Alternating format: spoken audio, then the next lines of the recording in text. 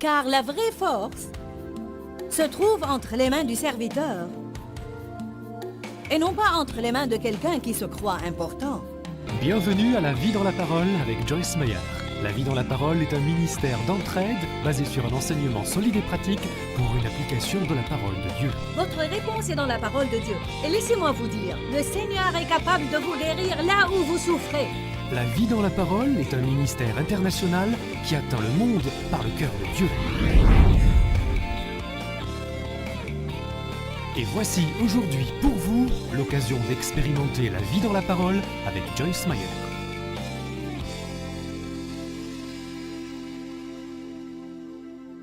Merci Seigneur pour la parole. Je prie que ce message soit la cerise sur le gâteau, comme on dit dans ce séminaire. Et que les gens sortent de cet endroit changés, enthousiasmés, enflammés et prêts à vivre selon ta volonté plus que jamais. Amen. 1 Thessaloniciens 5,15 dit « Prenez garde que personne ne rende le mal pour le mal. » Qu'est-ce qu'on est supposé rendre pour le mal? Mais aspirez toujours à montrer de la bienveillance et cherchez à faire le bien, soit envers vous, soit envers les autres. Il semble que notre première responsabilité est envers les membres du corps de Christ, mais aussi elle s'étend au-delà de cela, pour atteindre toute personne. En fait, j'aime beaucoup la traduction amplifiée parce qu'elle nous dit « aspirez à montrer de la bienveillance et cherchez à faire le bien ». C'est-à-dire que ce n'est pas quelque chose que je dois attendre d'avoir envie de faire. Je n'ai pas à voir si je me suis levé du pied droit avant de le faire. Je n'ai pas à attendre à avoir des expériences surnaturelles avant de le faire. Mon but, mon dessein, mon intention, c'est de vivre selon l'amour exprès. Je ne le fais pas parce que j'ai envie de le faire. Mais c'est mon but, c'est ce que je cherche à faire. Allez à Matthieu 6. Nous avons parlé de l'autorité spirituelle et je veux vous réitérer les 5 choses car elles sont importantes et je sais comment on oublie les choses. Les 5 choses que nous pouvons voir dans la vie d'une personne qui a une vraie autorité spirituelle. Il ne s'agit pas de battage, de charisme, parler à haute voix, des sermons éloquents, de grandes foules et de connaître les bonnes personnes, mais on parle d'une vraie autorité spirituelle. Qui sait que Jésus a marché dans une vraie autorité spirituelle? Le diable ne lui a pas créé des ennuis. Je crois qu'il y a probablement plusieurs façons de reconnaître la vraie autorité spirituelle, mais Dieu m'a donné une liste de 5. Numéro 1. Partout où vous irez, les vies seront changées. Numéro 2. Vos prières seront exaucées. Numéro 3. Vous ne serez pas dominé par le diable. Numéro 4. Vous serez capable de marcher dans le fruit de l'esprit, quoi qu'il arrive dans votre vie. Numéro 5. Et vous servirez tout le monde avec plaisir, sans arrière-pensée. Cela veut dire que vous le faites d'un cœur pur. Vous ne le faites pas pour avoir quelque chose. Vous ne le faites pas pour être apprécié, ni pour avoir une déduction d'impôt. J'aime voir comment les chrétiens réagiraient dans leur offrande s'ils n'étaient pas sujets à une déduction d'impôt. J'espère que rien ne changera, amen. Mais pour avoir une récompense du ciel, il faut que la motivation du cœur soit correcte. Pour autant que je puisse dire, la seule motivation correcte consiste à faire quelque chose parce que vous aimez Dieu et vous aimez les autres. Et si vous ne pouvez pas le faire par amour de la personne, faites-le parce que vous aimez Dieu. Il y a beaucoup de choses que je fais simplement parce que j'aime Dieu et que je n'aurais pas pu faire aux personnes à qui je les faisais si je n'aimais pas Dieu. Amen. Nous allons parler de la différence entre le véritable service et le service pharisaïque. Car pour vous dire la vérité, il y a 2 sortes de tout. Il y a 2 sortes de justice, 2 sortes d'amour, 2 sortes de vie. Il y a une justice qui est un don de Dieu et il y a une justice pharisaïque que nous gagnons. Nous savons que la vraie justice de Dieu est la bonne sorte et la justice pharisaïque est fausse car elle produit de l'orgueil. Il y a l'amour agapé de Dieu et puis il y a aussi l'amour que le monde donne et qui vient et qui va selon la conduite. L'amour de Dieu est inconditionnel. Alors nous voulons parler de 2 sortes de services, le véritable et le pharisaïque, le véritable service et les bonnes œuvres faites avec des motifs louables. Le service pharisaïque, ou une personne qui sert en comptant sur sa propre vertu, ou en essayant de se mettre en avant, ou même pour être vue par les hommes, elle planifie son service et elle aime vraiment les choses grandioses. Le plus grand est le meilleur. Bien sûr, elle veut que tout le monde soit au courant. Le service pharisaïque exige une récompense. Il a besoin d'être apprécié, il a besoin d'être acclamé. Par exemple, quelqu'un travaillant dans la garderie. S'il ne le fait pas pour les désirs les plus louables, s'il l'a fait pour 2 mois et personne ne l'a remarqué, il va d'un coup trouver un autre ministère. C'est incroyable combien de choses les gens feraient si quelqu'un les acclamait, comparé à ce qu'ils feraient si personne ne disait grand-chose d'eux. Avons-nous besoin d'être appréciés? Oui. Nous devons nous confier à Dieu et non pas être en colère contre les gens car ils ne nous apprécient pas et puis renoncer à être une bénédiction.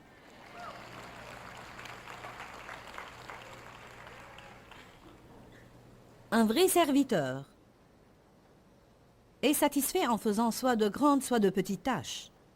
Il est content de rester caché, quoi qu'il fasse. Est-ce que vous vous rendez compte que lorsque Jésus faisait de bonnes œuvres, il disait souvent aux gens « Gardez-vous d'en parler à personne », alors que nous voulons en faire une annonce. Sûr que ça va être mis sur le tableau d'affichage. Peut-être que j'aurai un prix. Allons à Matthieu. Nous allons retourner à Matthieu 6, mais allons à Matthieu 8, 1 à 3. Lorsque Jésus fut descendu de la montagne, une grande foule le suivit. Et voici un lépreux s'étant approché, se prosterna devant lui et dit « Seigneur, si tu le veux, tu peux me rendre pur. » Jésus étendit la main, le toucha et dit « Je le veux, sois pur. » Aussitôt, il fut purifié de sa lèpre. Puis Jésus lui dit « Garde-toi d'en parler à personne, mais va te montrer au sacrificateur et présente l'offrande que Moïse a prescrite afin que cela leur serve de témoignage de ta guérison et de preuve au peuple. » Savez-vous pourquoi Jésus pouvait faire cela? Parce qu'il n'essayait pas d'être célèbre. En réalité, il s'était déjà dépouillé de lui-même. Il savait déjà ce que la Bible disait dans Galates 2,6, que Dieu n'est pas impressionné par les postes que les gens occupent. C'est l'une de mes références préférées. Puis-je vous dire que Dieu n'est pas impressionné par mon poste aujourd'hui? Ça ne l'impressionne pas que je sois prédicatrice. Le saviez-vous? Ça ne l'impressionne pas que Charles et Gilles soient conducteurs de louanges. Je vais vous dire qu'est-ce qui impressionne Dieu. Il est impressionné par le fait que j'en suis arrivé au point où j'ai une attitude de soumission envers Dave. Cela impressionne Dieu. Il est impressionné par le fait que je me lève chaque jour tout en voulant sincèrement faire le bien aux gens. Ceci impressionne Dieu. Dieu n'est pas impressionné par les choses qui impressionnent les gens. Dieu est impressionné par l'obéissance. Je vais vous dire qui d'autre est impressionné par l'obéissance, le diable. Quand vous obéissez à Dieu, le diable ne peut pas vous manipuler. Jacques 4,7 ne dit pas simplement résistez au diable et il s'enfuira de vous, mais il dit soumettez-vous à Dieu, résistez au diable et il s'enfuira. Si vous allez désobéir à Dieu carrément et essayer de résister au diable, vous gaspillerez votre énergie. Parce que vous lui avez déjà ouvert une porte. Matthieu 6. Gardez-vous de pratiquer votre justice. Gardez-vous de pratiquer votre justice en public ou devant les hommes pour être vu. Cela ne veut pas dire que chaque fois que vous faites le bien, vous avez à le cacher. Mais ça veut dire que nos motifs doivent être nobles. Nos motifs doivent être nobles. Qu'est-ce que le motif? C'est le pourquoi derrière le quoi. C'est la force agissante dans notre vie. C'est ce qui nous motive en fait. Je suis motivé par l'appel de Dieu dans ma vie. Je suis motivé par vouloir être capable de me tenir devant Dieu et dire « J'ai accompli la tâche que tu m'as attribuée ». Je suis motivé par ce désir que Dieu a mis en moi, celui d'aider les gens. Ceci me motive à étudier, ceci me motive à prier, ceci me motive à rester dans les avions et rester dans les hôtels et continuer à écrire des livres et continuer à faire des messages. Cela me motive, ce ne sont pas vos applaudissements qui me motivent. Est-ce que je les aime? Oui, je suis contente que vous m'aimiez. Je serais bête si je ne l'étais pas. Est-ce que j'ai besoin d'encouragement? Absolument. Mais est-ce pourquoi je fais ça? Non. Nous devons vraiment savoir pourquoi nous faisons les choses. Pourquoi? En fait, Richard Foster, qui a écrit un livre, dit « Le service pharisaique endette les autres et devient une des formes de manipulation les plus subtiles et destructives connues par les hommes. » Vous savez, vous pouvez en fait faire des choses pour les gens en essayant de faire de sorte qu'ils sentent qu'ils vous doivent quelque chose. Et alors vous pouvez les contrôler et les manipuler à cause de tout ce que vous avez fait pour eux. Après tout ce que j'ai fait pour toi. À chaque fois que vous êtes tenté de dire cela, réalisez que vous avez un problème de motivation. Ne le détestez-vous pas quand quelqu'un vous fait cela? Après tout ce que j'ai fait pour toi, alors vous ne l'avez pas fait comme au Seigneur. Vous l'avez fait pour faire en sorte qu'ils vous doivent quelque chose. Gardez-vous de pratiquer votre justice publiquement ou devant les hommes pour en être vu, autrement vous n'aurez point de récompense. Dites point de récompense. Combien de personnes vont quitter la terre en se prenant pour des bienfaiteurs, puis arriver au ciel en s'attendant à avoir un genre de position clé, et découvrir qu'ils n'ont jamais dépassé le jardin d'enfants dans leur chrétienté? Car la vraie force se trouve entre les mains du serviteur et non pas entre les mains de quelqu'un qui se croit important. Je veux vous donner un petit conseil. Qui veut que Dieu se serve de lui? D'accord. Laissez-moi vous donner un petit conseil. Plus Dieu se sert de vous, mieux vaut que vous réalisiez que ce n'est pas vous.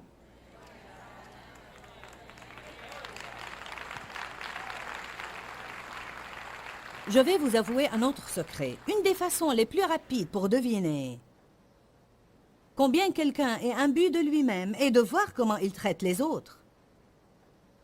Parce que toute personne qui est imbue d'elle-même et qui est pleine de suffisance va maltraiter les autres personnes. Surtout s'il s'agit de quelqu'un qui ne peut leur faire aucun bien et qu'ils considèrent sans importance. Ce qui impressionne Dieu, c'est être bon avec tout le monde et traiter les gens justes comme il le fait. Verset 2. Ainsi, quand vous donnez aux pauvres, n'allez pas le claironner devant vous, comme les hypocrites dans les synagogues et dans les rues aiment faire, afin qu'ils soient reconnus et honorés par les hommes. Véritablement, je vous le dis, ils tiennent déjà leur récompense. En d'autres termes, si vous faites quelque chose pour être applaudi et vous recevez de l'applaudissement, alors c'est ça votre récompense, jouissez-en, parce que vous n'allez rien avoir de Dieu. Mais quand vous faites la charité, ne laissez pas votre main gauche savoir ce que fait la droite. Ça m'a pris quelques années pour le comprendre, mais j'ai compris ce que cela veut dire. Quand vous faites quelque chose, oubliez-le tout court. N'allez pas méditer sur toutes vos bonnes œuvres. Rien dans la Bible ne nous dit de méditer sur nos bonnes œuvres. Elle nous dit de méditer sur les bonnes œuvres de Dieu. Je ne veux que personne ne donne des offrandes à ce ministère en imposant des conditions. Je ne veux que personne ne donne des offrandes en s'attendant à ce que je les emmène à déjeuner, ou qu'elles donnent des offrandes en s'attendant à avoir une entrevue avec moi. Si Dieu veut arranger quelque chose de pareil, alors c'est lui qui décide. Mais vous devez toujours donner avec de bonnes intentions, sans vous attendre à ce que les gens vous donnent quelque chose en retour. Que votre main gauche ne sache pas ce que fait votre main droite. J'aime ceci. Verset 4. Afin que votre aumône se fasse en secret, et votre Père qui voit dans le secret vous le rendra en plein jour. N'aimez-vous pas cela? Dieu qui voit dans le secret vous le rendra en plein jour. Ne racontez pas à tout le monde que vous vous levez tôt chaque jour pour prier. Dieu vous voit. En fait, je crois que parfois, nous perdons notre force en ouvrant notre bouche pour dire à tout le monde ce que nous faisons.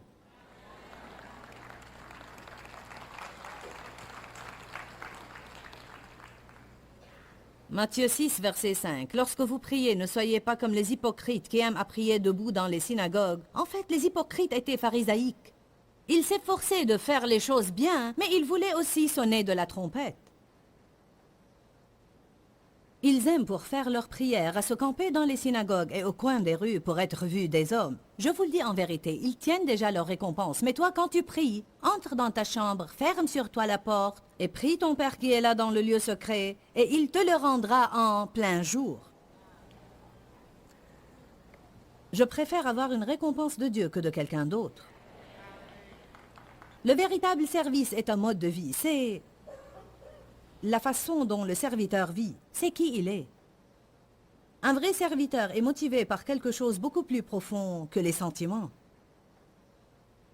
Si nous apprenons vraiment à faire de bonnes œuvres, nous expérimenterons de grandes forces de résurrection dans notre vie. Certains veulent ressusciter de leur désordre. Certains d'autres veulent une percée dans leur situation. Alors commencez à faire de bonnes œuvres pour des raisons louables, non seulement des bonnes œuvres. Je ne vous apprends pas seulement à faire de bonnes œuvres car je sais comment est la chair. Nous pouvons faire de bonnes œuvres pour des raisons non louables. Je ne veux pas faire de bonnes œuvres parce que mon ami les fait et j'essaie de me maintenir à son niveau. Ni faire quelque chose car mes amis s'attendent à ce que je le fasse et je ne sais pas ce qu'ils vont dire si je renonce à le faire. Je ne veux pas faire de bonnes œuvres pour attirer l'attention des gens convenables. Je veux simplement faire ce que Dieu me demande de faire. Je veux être un peu comme celui qui vivait à l'ombre, qui sortait discrètement pour faire son travail puis rentrer chez lui. Occupez-vous de vos affaires, que votre main droite ne sache pas ce que fait votre gauche. Ne vous vautrez pas dans votre bienveillance. N'allez pas raconter aux autres toutes les bonnes œuvres que vous faites. Si Dieu veut que vous ayez une certaine notoriété, qu'il vous la donne. La Bible dit qu'on ne vous retrouve pas en train de vous louer vous-même par votre propre bouche. Ne vous louez pas vous-même, que quelqu'un d'autre le fasse. Acte chapitre 9. Une dame a expérimenté une résurrection grâce à ses bonnes œuvres. Vous dites, j'ai des problèmes dans ma vie et je passe mon temps à réprimer le diable. Je vais vous dire comment réprimer le diable. Surmonter le mal par le bien. Acte 9, 36.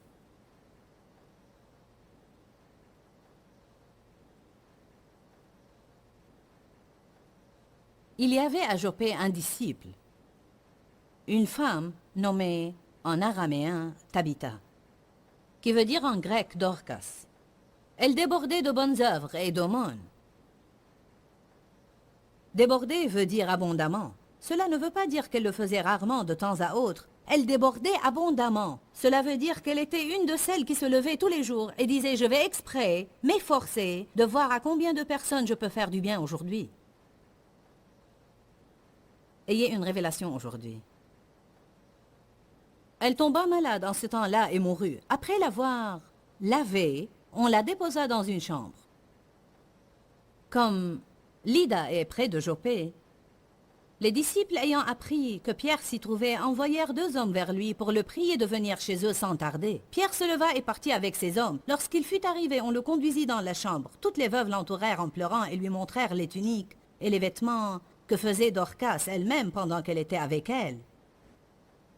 Pierre fit sortir tout le monde, car il avait à se débarrasser du doute et de l'incroyance.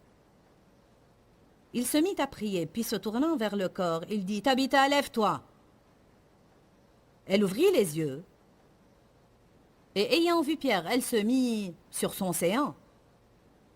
Il lui donna la main et la fit lever. Il appela ensuite les saints et les veuves, et la leur présenta vivante de nouveau.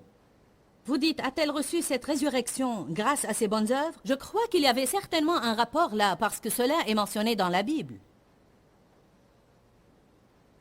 Je ne sais pas. Est-ce que vous pensez qu'elle aurait reçu cette résurrection si elle avait été une femme égoïste, égocentrique et enquiquinante?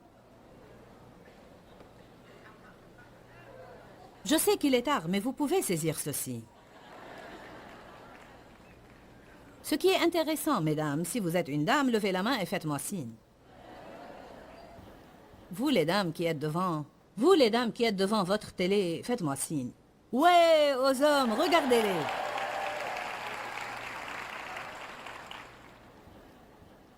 Savez-vous que la Bible encourage spécialement les femmes à bien se donner aux bonnes œuvres? Cela ne veut pas dire que les hommes ne doivent pas les faire. Mais une écriture dit, les hommes doivent prier et les femmes doivent se donner aux bonnes œuvres. Je suis sûre qu'il y aura des changements dans le corps du Christ si tous les hommes priaient et les femmes faisaient de bonnes œuvres. Je fais de bonnes œuvres. Où est votre mari? Il prie à la maison. L'homme prie à la maison. Où est ta femme? Elle est sortie faire de bonnes œuvres. Waouh, quelle équipe!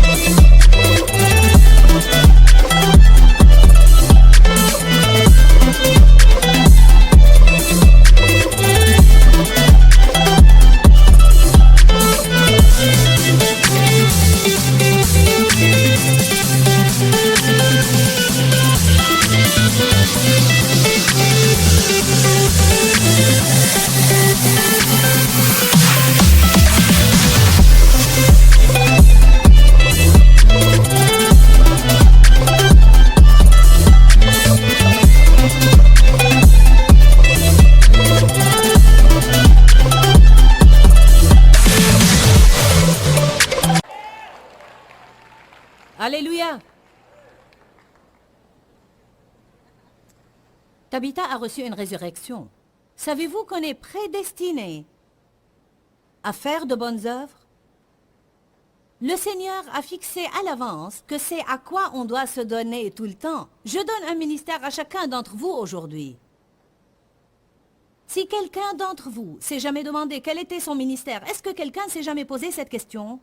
Allons, voyons ses mains, regardez ça. Bon, maintenant des milliers de personnes ont soudain un ministère. Bien, ceci n'est pas important.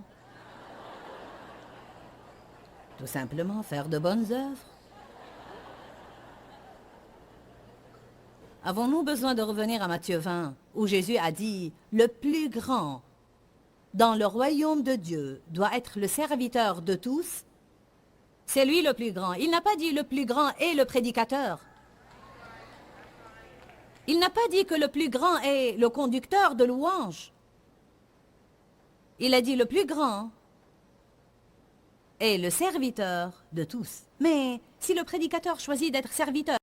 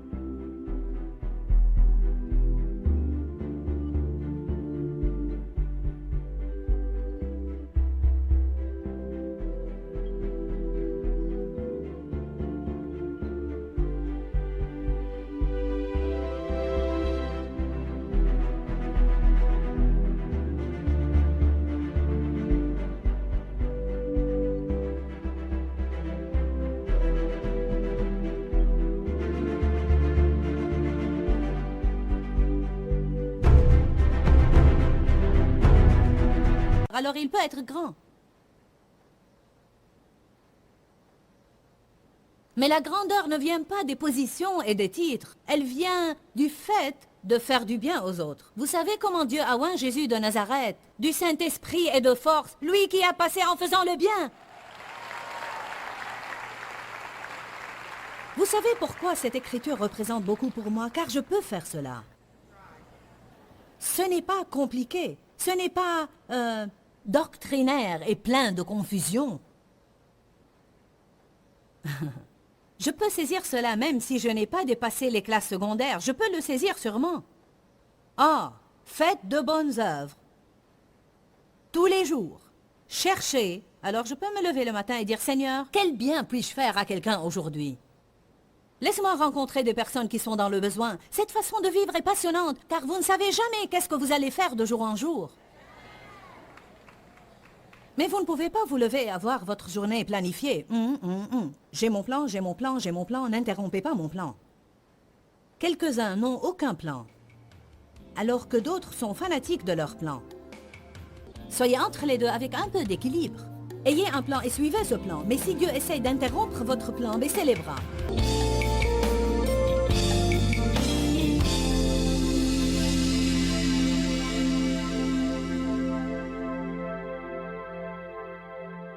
Je crois que l'une des plus grandes erreurs qu'on puisse faire est de penser que les petites choses ont une petite valeur. Et si vous avez un problème relationnel en ce moment, et je crois effectivement que je parle à certains qui l'ont, il se peut très bien que ce soit parce que vous ou l'autre personne dans cette relation donnée avez oublié de faire les petites choses qui comptent tellement. Je vais vous donner un exemple. Dire merci peut être une petite chose, mais quelle grande différence ça fait dans les rapports. Dire « s'il te plaît » peut être une petite chose, mais quelle grande différence ça fait dans les rapports.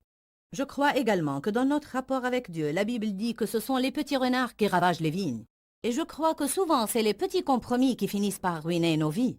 C'est ce qu'on appelle en général les petites désobéissances, quoique les petites désobéissances n'existent pas. Mais parfois on raisonne, c'est une petite chose, ça ne fait rien. Et puis ce peu de choses devient grand-chose et soudain on a de grands problèmes et on se demande d'où ça nous vient. Je vous dis qu'on doit vraiment faire attention à ces petites choses dans la vie. En fait, je crois que les petits compliments, les petites choses qu'on dit aux gens qui les encouragent ou qui les font mieux se sentir en tant que personne, encore une fois, font toute la différence dans nos rapports. Et non seulement dans nos rapports. Mais écoutez-moi, quand on établit un nouveau contact avec d'autres personnes par les petites choses, elles font une grande différence dans leur vie, mais aussi une grande différence dans la nôtre. Parce que lorsqu'on essaye d'aider les gens, cela augmente notre joie. Dis-leur que je les aime. Dans ce livret, Joyce Meyer donne une révélation de l'amour de Dieu pour nous. Pour obtenir ce livret gratuitement, écrivez-nous à Joyce Meyer, boîte postale 40095-6300 Larnaca, Chypre. Ou bien visitez notre site web www.joycemeyer.org.